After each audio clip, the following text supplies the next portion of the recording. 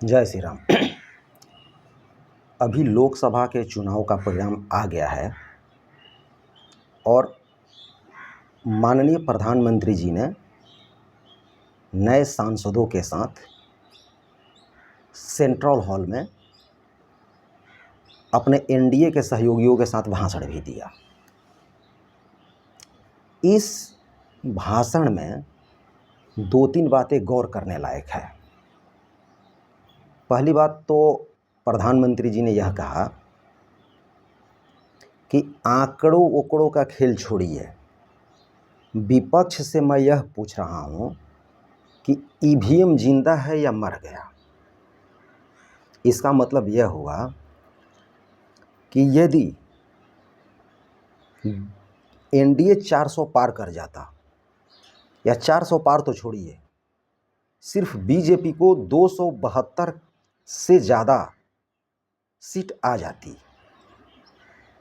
तो भी विपक्ष हंगामा करता कि ईवीएम में गड़बड़ी हो गई। और अब जब बीजेपी को 272 से कम सीट आया, तब विपक्ष चुप है। अखिलेश यादव जी हमेशा ईवीएम पर सवाल उठाते हैं। जब अब की बार उनकी सीट 40 से ज़्यादा आ गई तो खामोश हैं। ऐसे ही पूरे विपक्ष का यह हाल है। तो प्रधानमंत्री जी का यह भाषण, यह स्पीच नोट करने लायक है कि विपक्ष सबसे पहले यह बताए कि ईवीएम जिंदा है या मर गया। दूसरी बात गौर करने लायक प्रधानमंत्री जी ने यह बोला, कांग्रेस पार्टी पिछले 3 चुनावों में 14, 19 और 24 में उतनी सीट नहीं ला पाई। इन तीनों के सीटों की संख्या जोड़ दी जाए कांग्रेस पार्टी की 44, 54 और 99, उतनी सीट नहीं ले पाई जितना 2024 के चुनाव में अकेले भारतीय जनता पार्टी लाई। तो यह भाषण, यह स्पीच प्रधानमंत्री जी का नोट करने लायक है। दूसरा, मैं बिहार के मुख्यमंत्री नीतीश जी का मैं सुना, उन्होंने भी 2-4 बातें अच्छी कही कि हम हर कदम पर हमेशा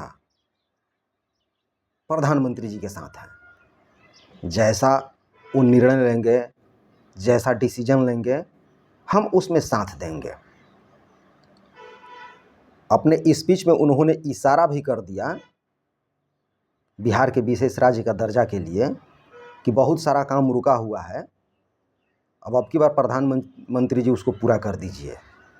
तो भाषण में मजाक में उन्होंने अपनी बात भी रख दी। सबसे ओजस्वी भाषण चिराग पासवान का लगा।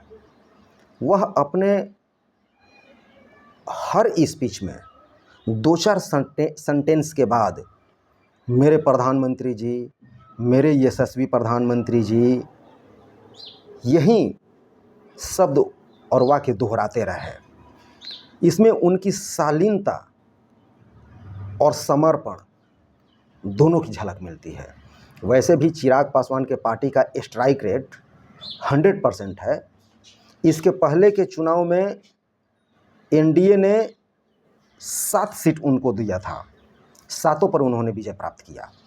उसके बाद 6 सीट दिया, 6 पर विजय प्राप्त किया।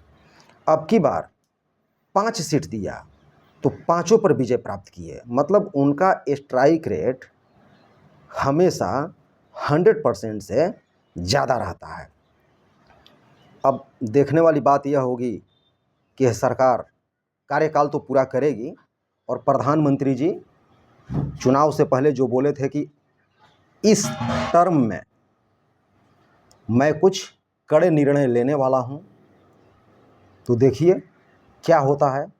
सहयोगी पार्टियां समर्थन करती हैं कि नहीं करती हैं, और करती हैं तो बहुत अच्छी बात है।